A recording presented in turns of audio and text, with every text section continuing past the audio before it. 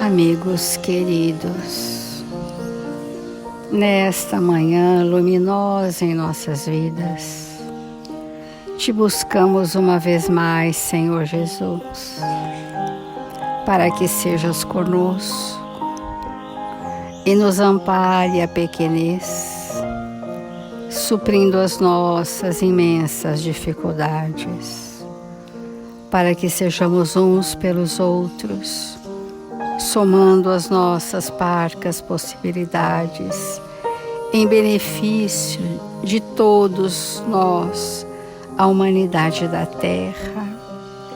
Que as infinitas bênçãos do seu amor, Senhor, recaiam sobre nós nesta hora, aplacando todas as súplicas íntimas que trazemos, iluminando os nossos passos e clareando os nossos horizontes para um porvir feliz.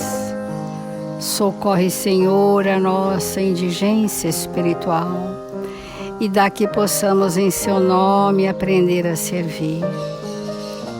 Que os amigos espirituais que solenemente apostos estão, responsáveis por este Evangelho, possam encontrar em nossos corações as vibrações receptivas a essas reflexões. Obrigada, Senhor Jesus. Obrigada, amigos queridos. E que assim seja, Mestre.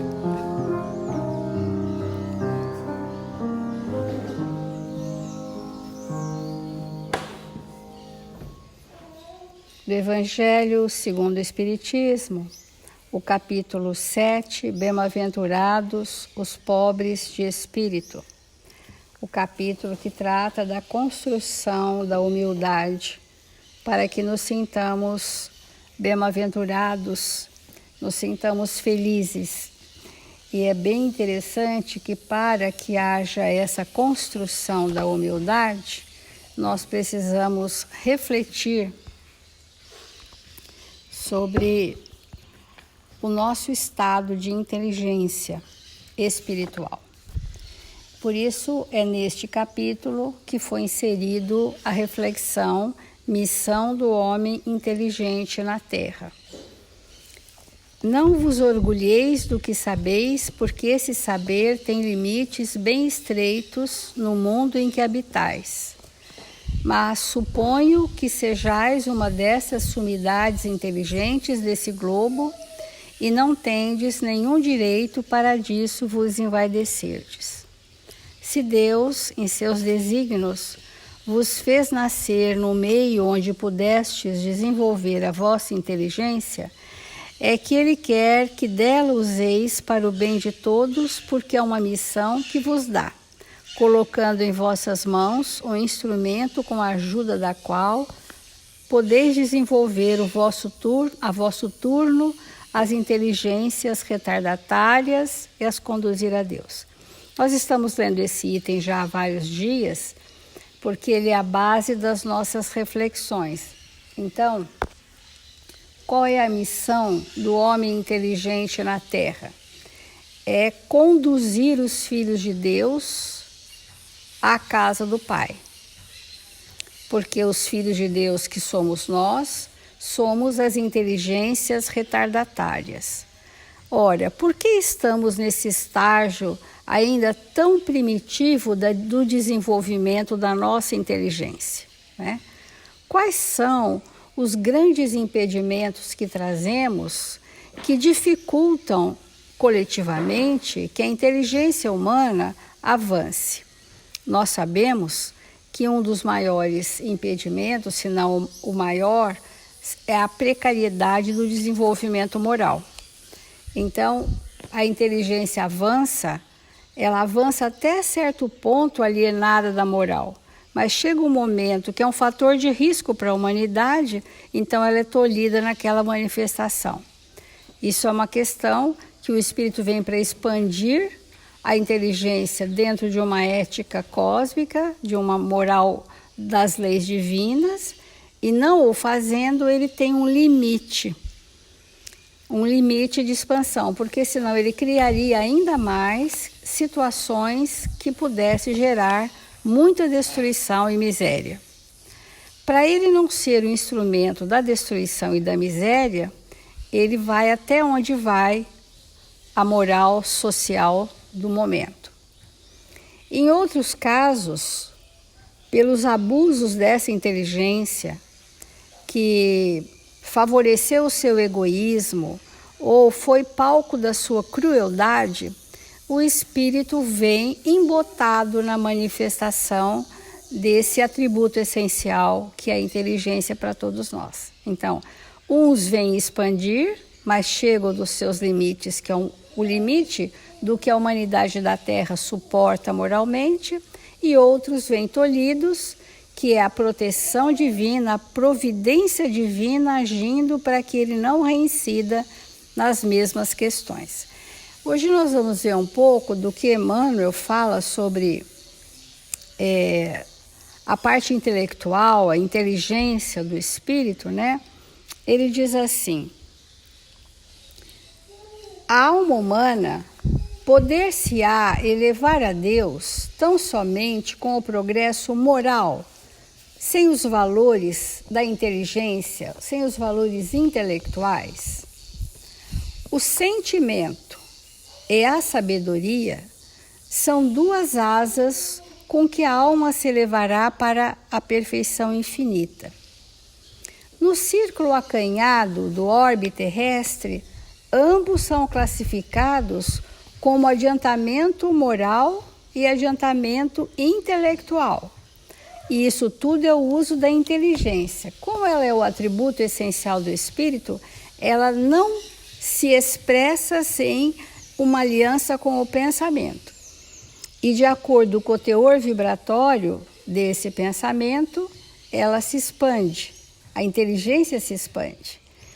E é diferente de quando nós, além do pensamento de teor elevado e concomitantemente um campo de sentimentos elevados, conduz o espírito ao conhecimento da verdade, que esse é o conhecimento superior. O conhecimento superior não é como nós pensamos enquanto humanos encarnados, que se encerra nas escolas, né? No academicismo. Esse é um conhecimento relevante, mas o conhecimento superior é o conhecimento das leis que regem a vida do espírito. Então, no círculo acanhado do orbe terrestre, ambos são classificados como adiantamento moral e intelectual. Mas como estamos examinando os valores propriamente do mundo em particular, devemos reconhecer que ambos são imprescindíveis ao progresso. Então, tanto a inteligência norteia o pensamento para o progresso intelectual, quanto a inteligência associada a pensamentos nobres caminha o espírito para a sua evolução moral. Quer dizer, a evolução moral não prescinde da inteligência. Entendeu? É imprescindível a inteligência tanto para o moral quanto para a atividade intelectual. E essa plasticidade da inteligência que nós temos que compreender, porque era muito comum nós atribuirmos inteligência só à parte cognitiva e intelectual, só a parte do raciocínio propriamente dito, e não da razão. E há uma diferença entre o raciocínio, que é uma elaboração do pensamento, e a razão, que é uma estrutura do espírito bem sedimentada em valores. E é isto que nós temos que ampliar o conceito da inteligência no espírito, alargando essa parte não só intelectual, mas abrangendo também a parte moral. Ontem nós dissemos que a maior expressão, vamos dizer assim, que nem temos palavras, a maior expressão da inteligência é o perdão, por exemplo, que é de natureza moral. É um ato inteligentíssimo perdoarmos, porque essa é a destinação da perfeição para esse planeta, espíritos que têm por habilidade o perdão. Então,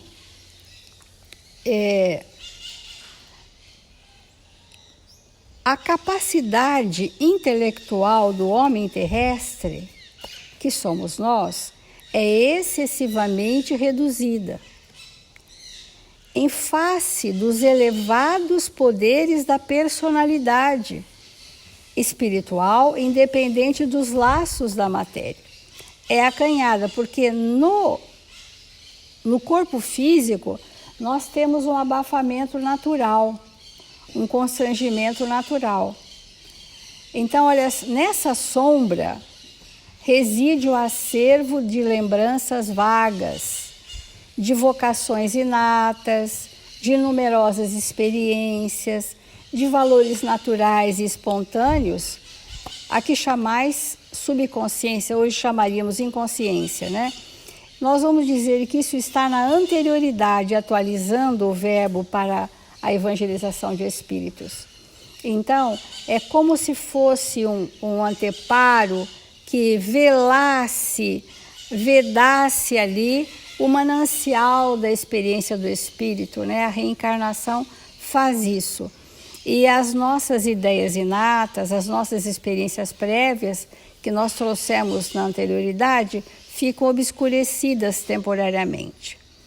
Porque, gente, o homem comum, diz Emmanuel, é uma representação parcial do homem transcendente, que a gente chamaria do ser espiritual.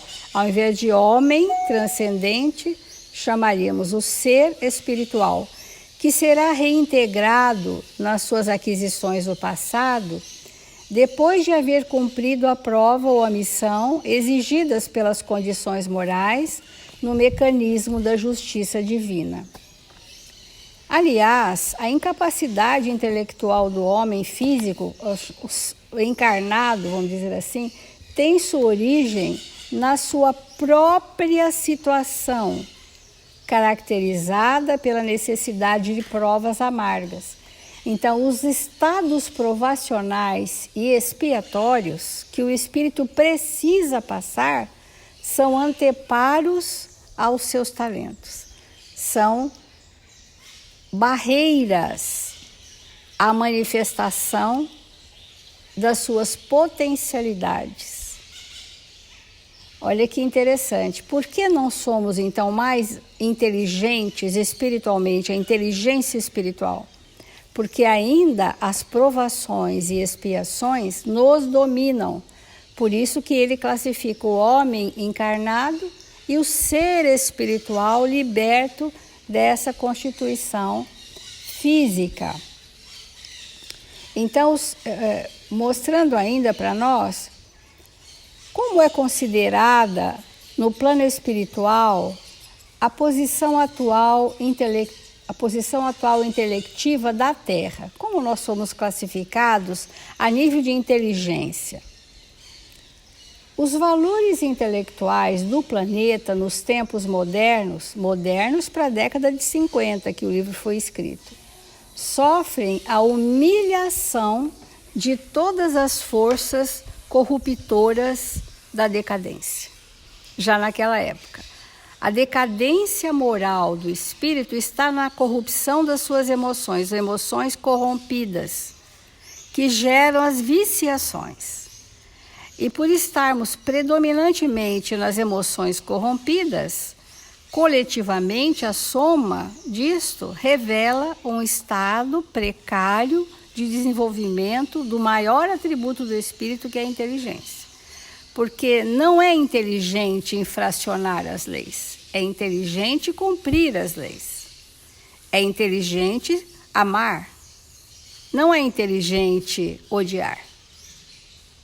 Então, a atual geração, que tantas vezes se entregou à jactância, à prepotência, atribuindo a si mesma as mais altas conquistas no terreno do raciocínio positivo, quantos espíritos se envaideceram desse saber transitório, no qual nos enquadramos profundamente, com muito pesar, atribuindo a si mesma as mais altas conquistas no terreno do raciocínio positivo, nós, os seres humanos acanhados, atribuímos a nós os sucessos que são ideias divinas nas quais por sintonia captamos ou, eventualmente, trazemos de um passado uma certa experiência. Então, como é considerada a Terra no plano espiritual, do ponto de vista da inteligência do espírito, né? Nunca, nos círculos educativos da Terra, possuíram uma facilidade de amplificação como agora. Nós temos tantos recursos de expansão da inteligência, em face da evolução das artes gráficas, do livro, nós dizemos hoje das grandes mídias, que facilitam as comunicações, que as informações nos chegam rapidamente, que o espírito tem acesso à cultura espontaneamente.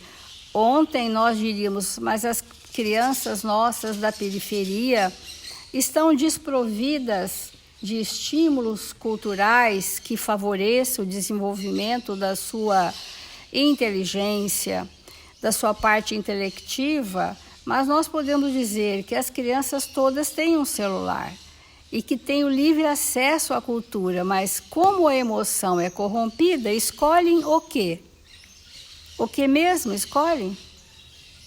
Então, a decadência intelectual pode prejudicar o desequilíbrio do mundo? Sem dúvida.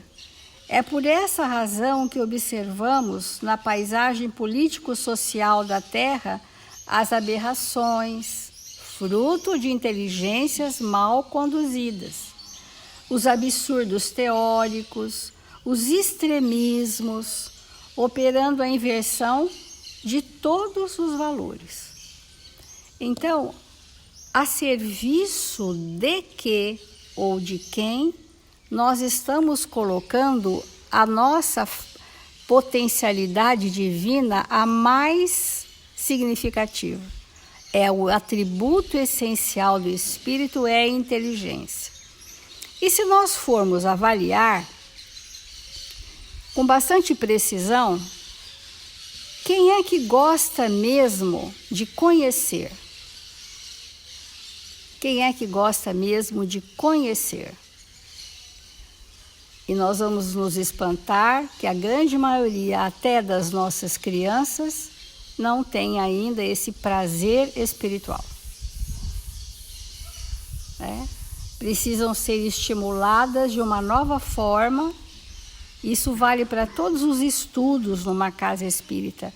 Que estímulos nós precisamos provocar em nós para que tenhamos o prazer da descoberta da verdade pelos nossos pensamentos aliados à nossa inteligência.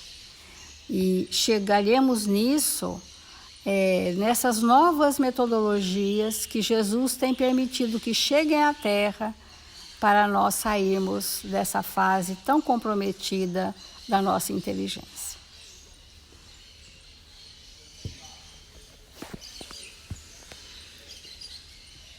Irmãos queridos, é muito importante nós cada vez mais nos conscientizarmos que nós não estamos à parte do amor de Deus que nos governa com suas leis. E para o espírito orgulhoso, é difícil ele admitir que ele é governado. Não é? É difícil. Mas somos. Nós somos governados pelo amor de Deus. Quando nós olhamos o universo, os planetas, as estrelas, as órbitas, é óbvio que a gente chega à conclusão que tudo isso é governado por Deus, por suas leis. Mas se Deus governa o universo, por que não nos governaria? E evidentemente que temos o livre-arbítrio, mas ele começa muito acanhado. Enquanto nós não nos desenvolvemos em moralidade, o livre-arbítrio, ele é mínimo. Ele é mínimo. E daí a importância de nós irmos compreendendo que essa inteligência que nós temos para construir a nós mesmos, ela deve convergir sempre para o bem de todos, que é o que diz o Evangelho. E como a Célia colocou, a inteligência nos permite saber. É pela inteligência que nós sabemos. Sem inteligência não tem como saber, né? E essa inteligência que nos auxilia a saber, ela precisa ser muito refletida.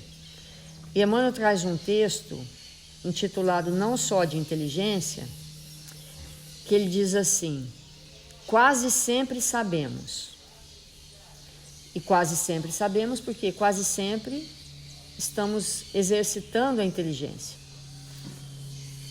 Então, quase sempre sabemos entesourar o conhecimento intelectual, mas ignoramos ainda como utilizá-lo para evitar a guerra uns com os outros.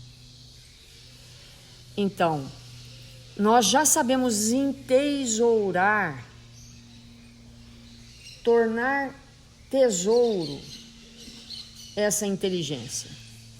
Mas na hora do relacionar, como a gente usa a inteligência de modo geral para os nossos próprios interesses, como a gente usa a inteligência na escala evolutiva que nós nos encontramos para beneficiar a nós mesmos, os nossos, e vivermos de uma maneira materialista e egoísta,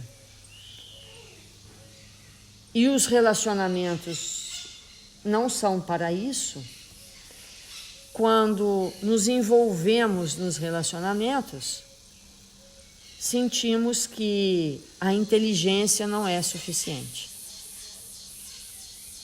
E isso é muito importante, porque quando a gente chega à conclusão de verdade que o que eu sei, que o que eu entendo, que o que eu compreendo não é suficiente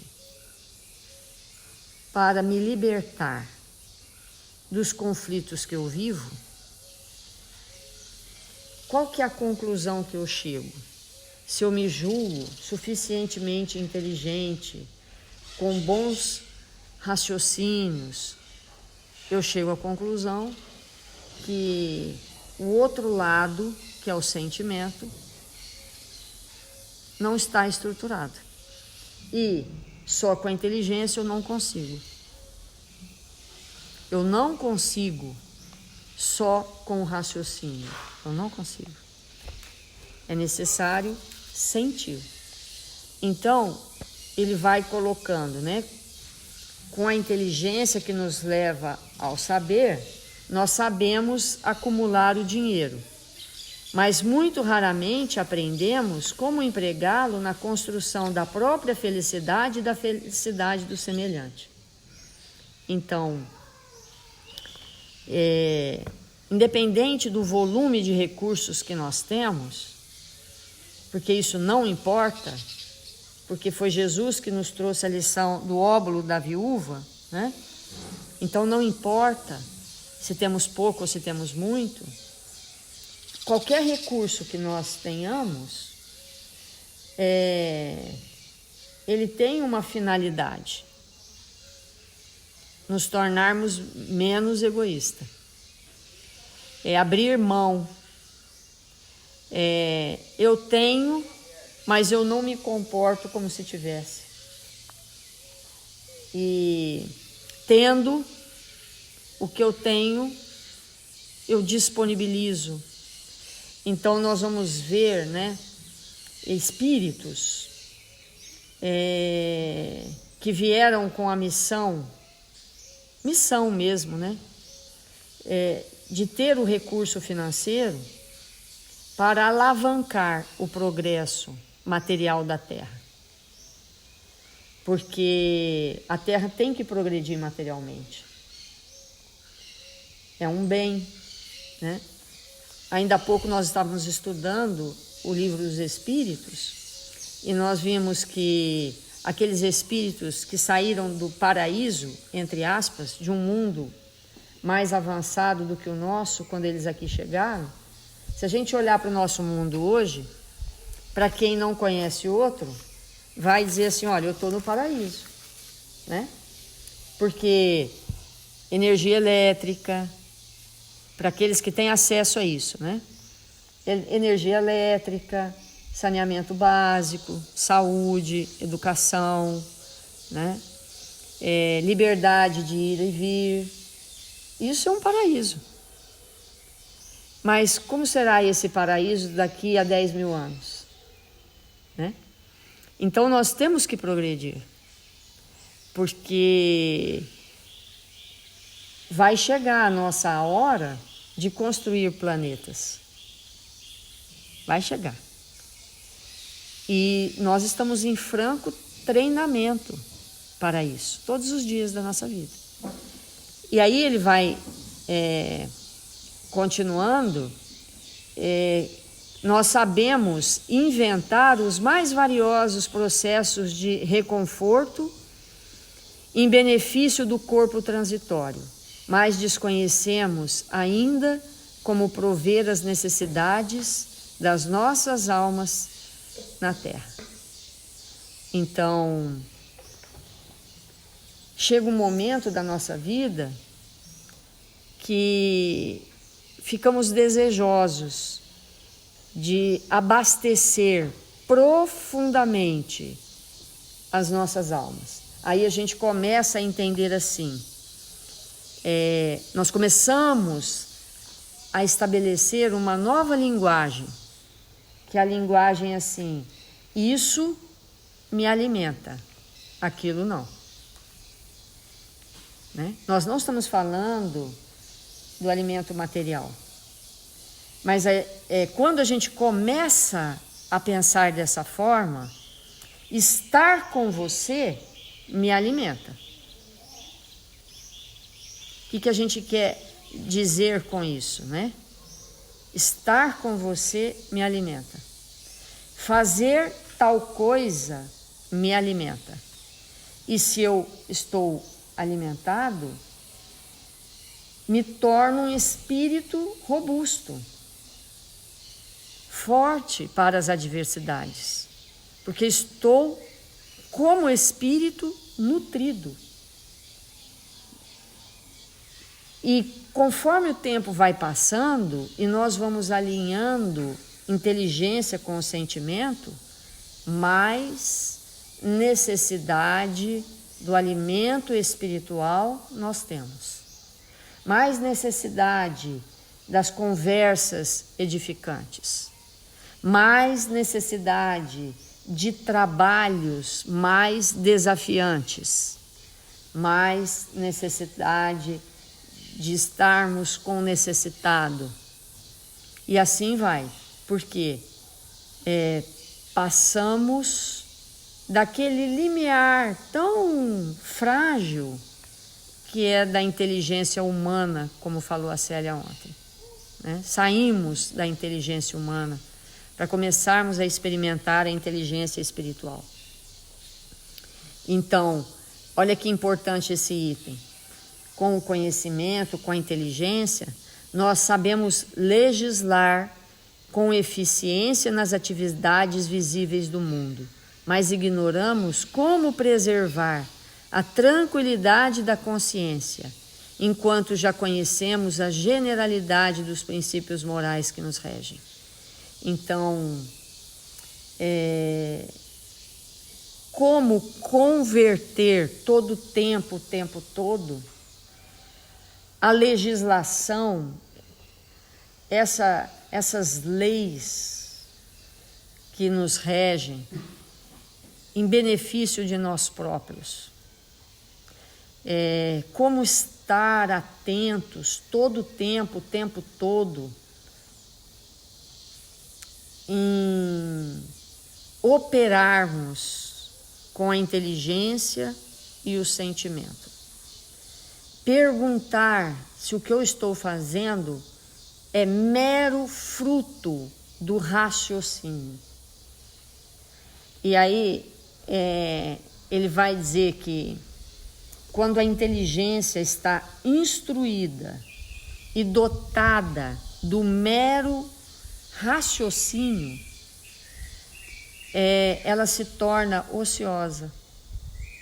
A inteligência, ela se torna ociosa e despreocupada dessas leis que nos regem, tornando-nos facilmente ninhos de pensamentos pervertidos e dementados. Quando a inteligência opera única e exclusivamente na base do raciocínio, nós vamos nos tornando espíritos dementados. Olha a importância disso. Tão dementados que depois, como a Célia falou, vamos ter que estagiar em corpos débeis, limitados, verdadeiros débeis mentais, porque a mente, que é a nossa casa, o campo mental, fica de tal maneira trombando os pensamentos, as energias construídas, que o espírito necessita se internar num corpo débil para recompor seu campo mental. Então, a importância, de todo o tempo todo, nós estarmos mesmo a serviço do próximo. Porque é servindo o próximo que o sentimento se estabelece. Aí, do ponto de vista prático, para a gente encerrar, tive uma ideia magnífica, maravilhosa, fruto de uma inteligência que nem tem na Terra. Ótimo. Mas como mesmo com essa ideia, com esse pensamento, eu vou servir o semelhante? Ao perguntar isso, os sentimentos começam a se estruturar. Então vamos fazer a nossa prece.